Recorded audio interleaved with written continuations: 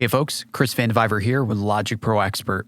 In the last couple of years, Logic has dramatically grown in the way that we can route and process the tracks that we're working on in our projects. And one way that I'm particularly fond of is dual mono mode. Now, for those of us who are not familiar with what dual mono is, it's a style of routing our Logic plugin so we can process either the left and right signals independent from one another or mid and side content independent from one another. In fact, let's just pop open a channel EQ or just any plugin. I'm going to go down to the EQs, channel EQ, and dual mono mode.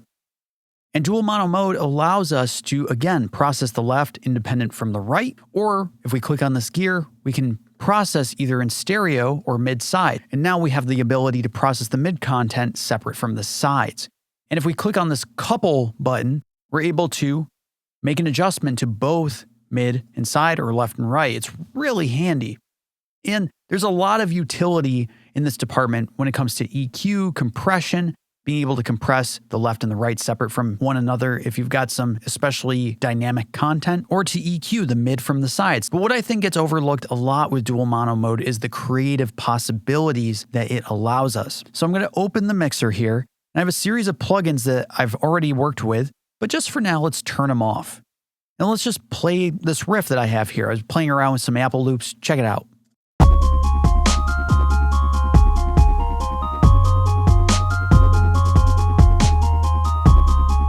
Cool, so let's now introduce these plugins and then we'll dig in.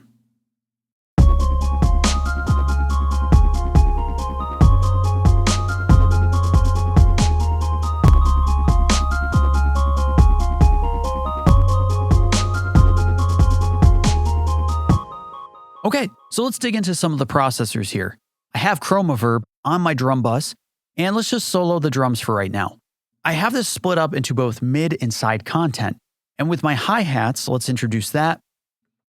The hi-hats here, I have the sample delay plugin, and it's delaying the right side from the left, so we're kind of creating this stereo width for the hi-hats. So I decided to process using Vandeviver with just a tiny bit of reverb on the drums itself, and then a little more on the hi-hats. So check it out. Let's just watch the analyzer.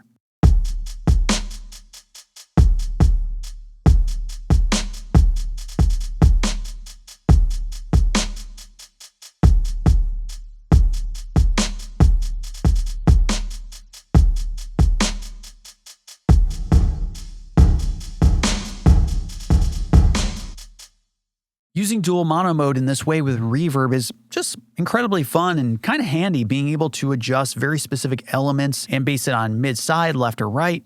I love it quite a bit. Let's examine some of the other things that I've played around with. Now, another method that I especially love to use dual mono mode is for vocals, but in this case we have some keys. Let's take a listen to just the keys.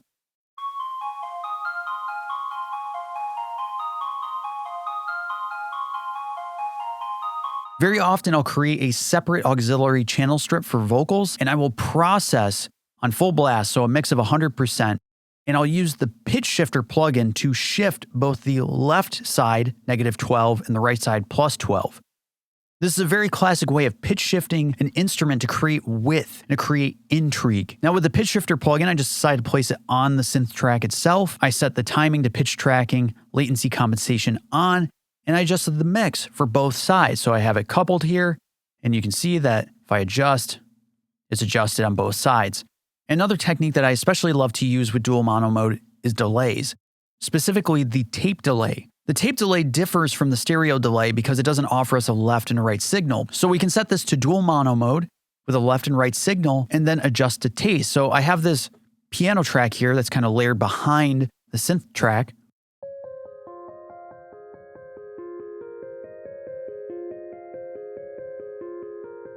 And so I just adjusted the dry knob here to where it felt good. The wet, let's bring it up.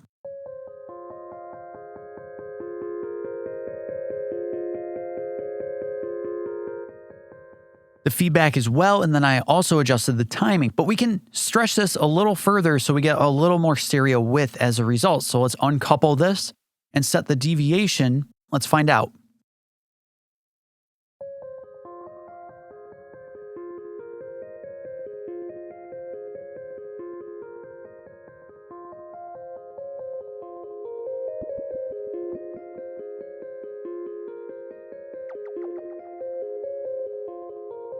I always love the little sound effects when you start switching time around. But again, we have this ability to use delays that maybe weren't necessarily stereo delays and break them out so we can process the left independent from the right. One last technique I want to show off to you.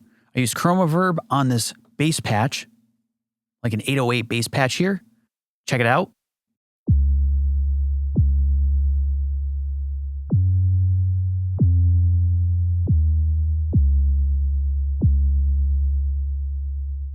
And I used a touch of chorus, not set in dual mono mode, but just added a touch of chorus to give a little stereo width, which I was then able to process independently mid and side mode in terms of reverb. So I have the mid reverb set to 0%. There is no reverb going straight down the center. And instead I've added 100% wetness to the side content to give this bass patch width.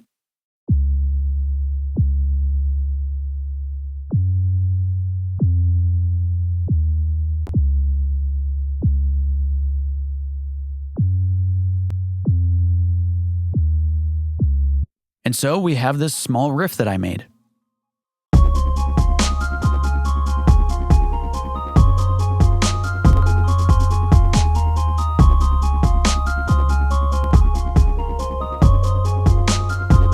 And all this adds a dreamlike ambience to the whole production. So I implore you, check out dual mono mode in Logic. There's so much to dig into. There are so many creative possibilities available to us in dual mono mode as opposed to just straight mono or stereo. Once again, I'm Chris Vandeviver with Logic Pro Expert.